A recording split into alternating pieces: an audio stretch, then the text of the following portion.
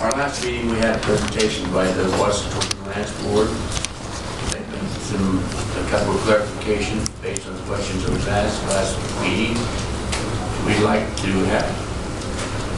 extend that discussion a little further and then ask the council if they'd consider passing the draft resolution that you have, putting this on the ballot for 2018. Okay. Perfect. Thank you, Councilmember Farrell. I'm sorry you guys had to listen to me last time in the work session as well, but I pulled the short straw, so I've been asked to follow up again and talk about just a couple of items that there seemed to be some interest in at the last meeting. I won't go through the entire set of slides, just in case. Sorry. That's easily forgivable. Thank you. This, obviously, you've received the entirety of the presentation. It should be in your materials. You can refer back to that.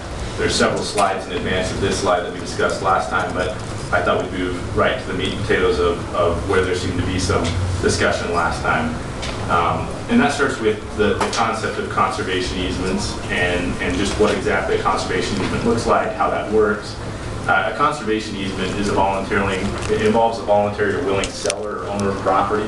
It's not a purchase of property itself by a public entity like you would see in Bonanza Flats, which we discussed last time. Rather, it's a willing buyer grantee situation where it's actually just the development rights that are purchased from the property to lock it up in its current usage, be that agricultural or open space or whatever it is. Typically, conservation easements are arrived at through partnerships, not always, but most often they arrive in partnerships with entities like Utah Open Lands who will come in, provide many of the services to and ease the process of placing a conservation easement on property.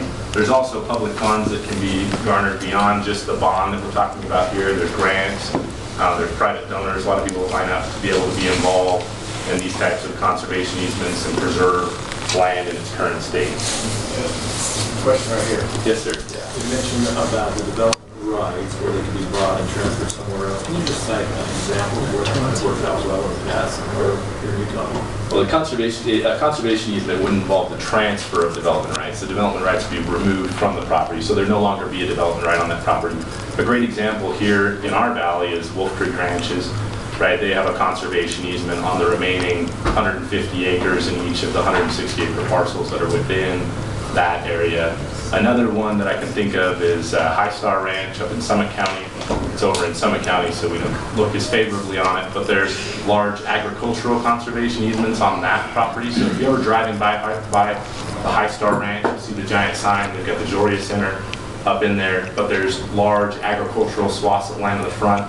Those swaths of land are locked up in conservation easements that were granted by the landowner at the time that the development itself was put in. That's a couple of examples. There's others in the slides. Walk us through that so everybody understands how that works. So who approaches the landowner and buys those development rights, and where does that money come from? So typically it's brought about by the landowner itself, and that's the second part of the slide, so it's a perfect segue. So it requires a voluntary landowner. This is not something we're going to twist your arm into. And I think there are a number of, I'm informed there's a number of landowners in our valley who are looking to do exactly this sort of thing. But it involves a landowner who has property and would like to conserve it in its current state, be that pure open space or ag land or whatever it is. Then that landowner would come to the table, ideally if the bond passes, with Wasatch Open Lands Board, and we would facilitate for them the method of putting a conservation easement on their property. But what that would look like, there's a couple of ways you can do it, but the ideal path would be a public-private partnership where we can get other private individuals to donate money towards purchasing these development rights. We can get grants, we can get other monies, and then a portion of the money would come from this bond money that we're looking to use to preserve open space. With that money, what we'll do is actually purchase the development rights from the property, lock it up in its current status. The reason a landowner would want to do that is twofold. Well, it's manyfold, but two good reasons are tax benefits. And those tax benefits fall in two categories. The first is that you can, by taking the development rights off of the property, you reduce the fair market value of the property. You lock it in for, everyone knows it is ag ground. If you live in an ag 20 or an ag 40 area, as ag ground, property's worth less per acre. Whereas if it's in a developed or commercial zone where you can construct high rises over things, it's worth more. So if you take that development right off, the fair market value of the property is lower, right? And so for your tax basis, you're going to be taxed at a lesser amount. But the other component is that if you're an agricultural or ranch ground, there's actually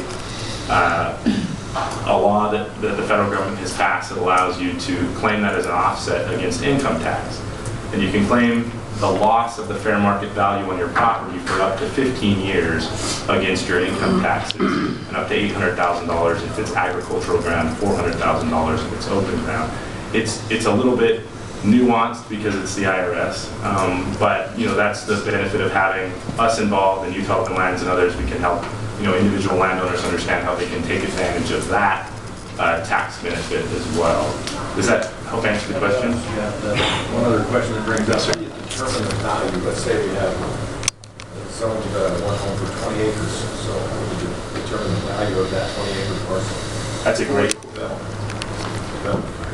a great question. You have to have an IRS approved appraiser come in and determine that value. We have several of them in Summit and Wasatch County that we could retain, and that would be something, one more thing that we would be facilitating, is bringing in that type of appraiser to provide an appraisal number based on their experience and expertise as to the individual property issue. So if the property owner agrees and says that's a great value, we have the funds, we buy it, doing everything's done, gets a tax credit, and we have open space forever. That's the idea, right? The devil's in the details. To suggest that the market's going to be the main driver behind that. Whatever that land is selling for on the open market is what that appraiser is going to be looking at. Yeah, and Councilman Farrell is an expert in this area, so you can speak to it better than I can. And I think there's one more component that I didn't address that should be on here quickly. It's not just income tax that can be counted up. I think more often it comes up in the context of estate taxes, the death tax, as they say, right? Because you can also count that against that tax, which is where it becomes even more beneficial for families looking to pass on heirloom estates, which I think is common in the capital gains tax. Exactly. Are there any other questions? I have a question.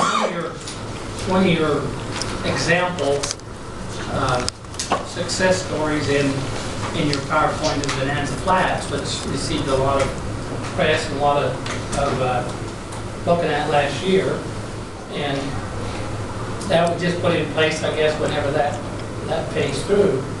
And 6 short months later or whatever, we have a full letter submitted from a property owner in that area talking about the rights that are being taken away. It's not as public as you would presume it to be. These things have to be investigated, but how do you control that? Yeah, They set up in a certain deal, and all of a sudden, whoever's running or whatever says, no, I don't want this, we don't want this, and now you're losing public rights on that open space that the public supposedly owns. That's a great point, Councilmember Kirkland. We actually hesitated to even put this slide in here because Bonanza Flats is so different than what we're looking to do through this Wasatch Open Space Bond and through the Wasatch Open Lines Board. Bonanza Flats is an example of a direct purchase by a municipality, right? They garnered support from private industries, other municipalities, but at the end of the day, the landowner of Bonanza Flats is Park City, as I understand it. Now, I'm not directly involved in all of it, but as I understand what occurred, that's what happened, and a few council members are shaking their head. I think that's correct, right, Steve? I mean, so they have to now manage that property, right, as the owner of that property. And the difficulty is that they took money from several sources, and they're trying to keep a lot of people happy after having purchased it. That's very different than what we're proposing. I don't think there would be a situation where we would go in and buy land. That's not what we're looking to do is just help individual private landowners conserve the land in its current state. And so we don't want to be an active member purchasing up land in the community for the public to use. Rather, we're looking to preserve as much open space as possible through the use of tools like conservation easements. I think that's, yeah. Committee members have anything to, I think that would be my answer to that. But the ownership stays with? The ownership stays with the title owner of the property, whoever the continue to do the farming. So it's paid for with public money, but the ag production and any profits or anything else would stay with the owner. Right. Yep. So it's just basically a view for view corridors or to eliminate development. And they could turn around and sell that property again for the same use. They could, and the conservation easement stays in place because we hold that. It's for view shed, it's for watershed, it's for the benefits that. Well, no development, obviously, there's that. That's exactly right. Mr. Chairman, can I ask a question? Please. Your slide, previous slide, it talked about donation. What if the property owner doesn't donate any of the property and you purchase the conservation easement? How are the taxes affected there? If I'm understanding your question, what you're saying is what if they're unwilling to donate any portion of the fair market value? Really, I think this is going to be a competitive bid system. We only have so much money we're putting up on behalf of the public. There's only so much money we're asking for. It's not going to be enough money to buy up all of the fair market value of the undevelopable space in our county. And so as a committee and as a council, we're going to be reviewing, we'll review first, and my understanding they'll turn it to the council and make the ultimate decision, but they'll be reviewing each property that comes forward and the benefits that it provides versus the cost to the county and to our bond in obtaining that. And I think one thing that will weigh heavily in favor of any application, I would think, and I may be speaking out of turn here, would be the amount to which the property owner itself is willing to sacrifice in making that donation. I think to date there are a fair number of conservation easements within our valley and between Summit and Wasatch counties, and those have been made by donation of the property owner. And I think we're going to have to continue to see, active participation on the part of these individual property owners. Well, I mean, I look at Wolf Creek Ranch, and there was nothing donated there. You brought that as a great conservation easement. They could only build one dwelling for 160 acres. What was donated? By current zone. What was donated? Yeah, they don't allow you to build. That's by current zoning, but zoning changes all the time, right? And so the reason that's huge is it locks it up in perpetuity. And this ties back to the conversation we had last time about what's the difference between a conservation easement and greenbelt status. Well, the difference is the perpetual nature of the easement, right? Greenbelt status is temporary. If at any point you want to pay those back taxes, you can take that piece of ground out of greenbelt and develop it. And this happens all the time. The difference between greenbelt and a conservation easement, like we're talking about here, is the permanency. At Wolf Creek Ranches, no matter what happens in the area around it, no matter how much it develops up, if eventually Francis turns into New York City, Wolf Creek Ranches will still be Wolf Creek Ranches, because it doesn't matter if the zoning around it changes. The conservation easement is in place and stays in place. That's the key difference right there. Does that help answer the question? Well, I can see a significant difference if you're buying up agricultural land that's in 1 acre zone, large parcels of 1 acre zone versus agricultural land that's 160 acre zone. It's like, what are you buying? Because it's already 160 acres open, 159. They've already saturated their development. Maybe we don't waste a lot of time in that 160 acres. That's the question I'm asking. But they did develop it. It's developed. There's 1 to 2 ERUs on one's 160 I think acres. the key factor we need to look here, we're looking at critical land for the valley. I don't think the 160 acres up from Wolf Creek Ranch is more critical. Well, that depends. I think it's critical. I live right by it. I think it's very Well, I live on the other side of the valley, and I don't give a damn. So it is. It's a matter of opinions, for sure. Well, that was a good example because that cost us nothing to do that, to put that on there forever. Maybe Wasatch Open Lands helps But different that didn't cost owners us. like that. What we're proposing is buying. Well, I get that, When the but public's buying it, then I'm looking at why am I buying something that's already maybe zoned we wouldn't have 160 bought that if that would have cost us No, money. they developed it. That 160 acres. Right, and maybe another way to look at this, right? We're looking at a tool to help the property owners find value in their property.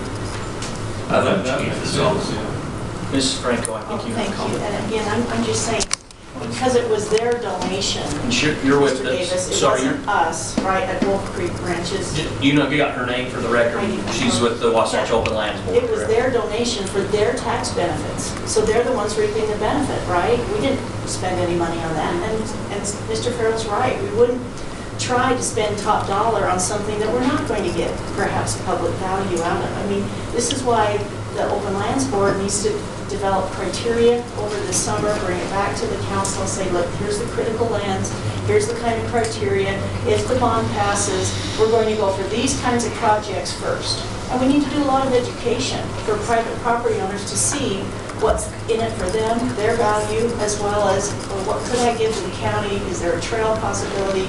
Or no, I'm just going to keep this critical land as agricultural use, because that's really important too. I think most people in this valley, to keep our agricultural heritage. So you're not going to see an example every single time that we've given of public use, but we're trying to go forward with that kind of criteria to where Justin is right. We can't afford, there's no way that anyone would want to raise the bond high enough to, protect all the land in this valley. That would never happen. I don't But know there if is that's a critical great land. example because it developed. It's developed at full capacity. We're talking about areas that we don't want to develop, correct? So it's a little different. In my idea, it's a little different because it developed at full capacity at its current zone.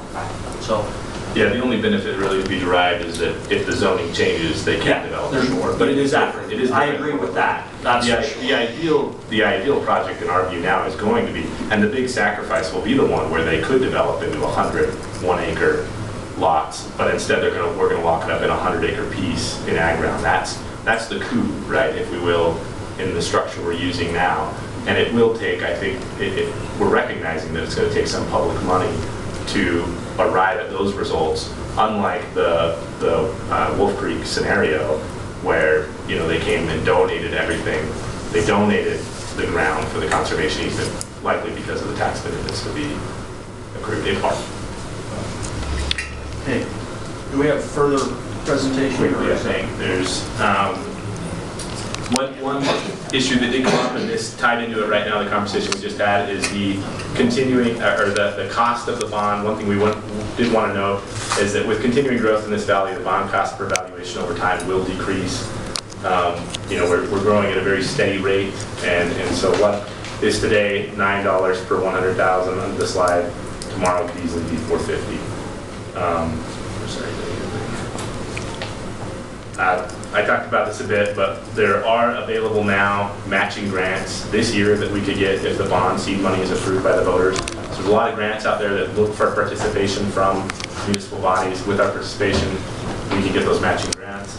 We've already identified willing property owners who want these conservation easements and who are willing to engage. We've already identified private owners that are ready to contribute if the bond is passed as well to match some of the dollars we're putting up. Our point is, what we're asking for at this point is for the council to let the voters decide, right? We just want to put this on the ballot and give the voters the opportunity to really tell us whether or not this is important enough for them that they're willing to put the money down. And then I'll turn the time over to Councilman Farrell.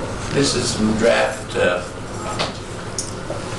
text that we had, and Scott wrote up a resolution, and it was being sent out yesterday. Did you get that? Yeah, we got it. Do you have any questions on that? What's the number on that? I think it would be 6 because Brent's was 5. Brent's was the Norman. Oh.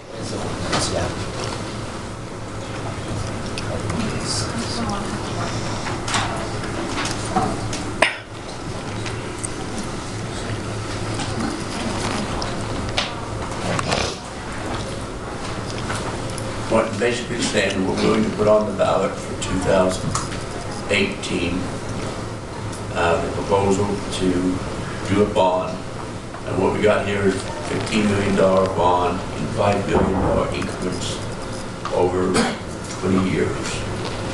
Now it's understood that the $5 million could not be, the first $5 million could not be moved forward until certain thresholds are met.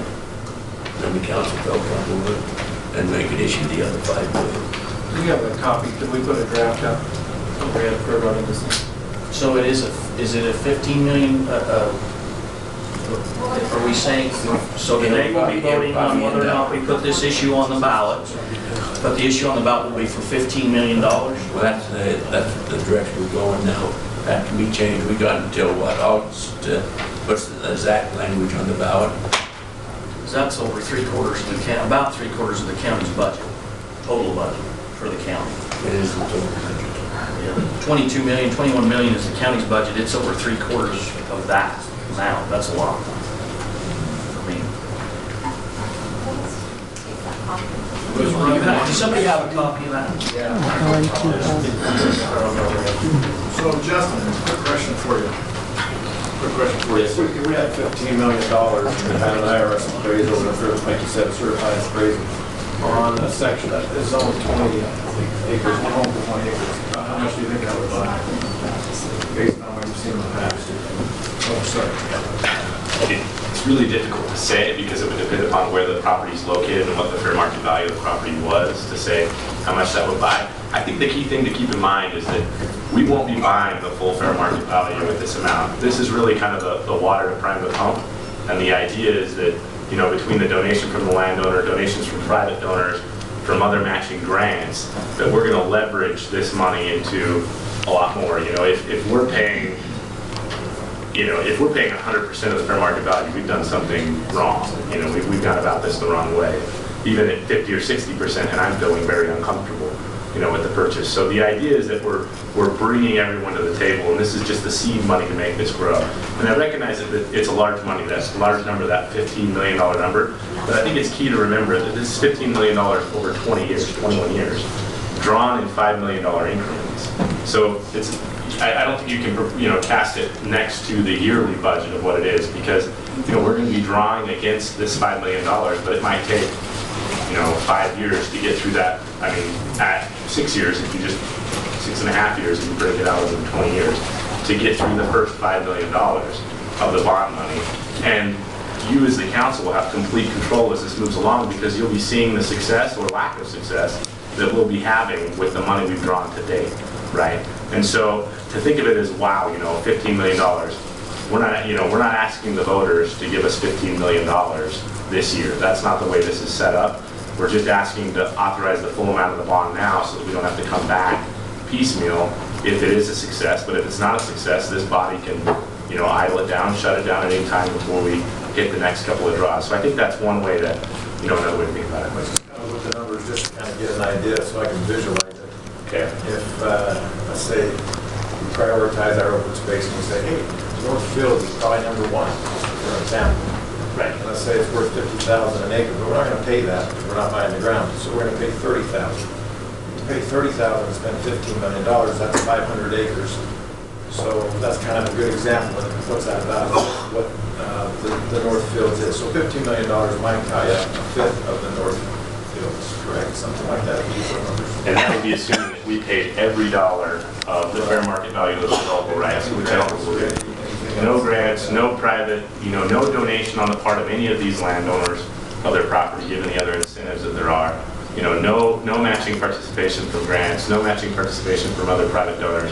I think that's a fairly pessimistic view, and if that's the way it's coming down, and this council is not happy with it, they can decide not to do it, right? You can say, look, I'm not going to pay the full fair market value. I'm not paying full freight on all these properties. You haven't been able to do what you thought you were going to be able to do. You know, we're just not going to do this. Mrs. Danley. Hi, I left you a message, Greg, you probably got it, but I got it. no worries. Kim Danley. What I wanted to add is just as far as the matching funds, I worked for a group and I wrote a bunch of these grants for the Natural Resources Conservation Service.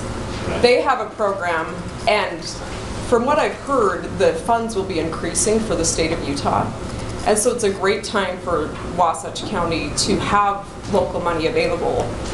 And basically, they will pay 50% of fair market value. So if we can leverage that by a conservation easement and have part of the easement donated by a landowner, which I think a lot of landowners would be willing to do, and then leverage that by having the federal government pay 50% of that cost. Sorry, I want to make sure I understand you. You think there are landowners who are willing to donate a portion of the value of their easement? Yeah, I think so. I mean, if as someone who owns that land, and I mean, you could probably confirm that. I'm not out talking to landowners that own land necessarily, but I just know about this program, and I've been talking to people about this particular program.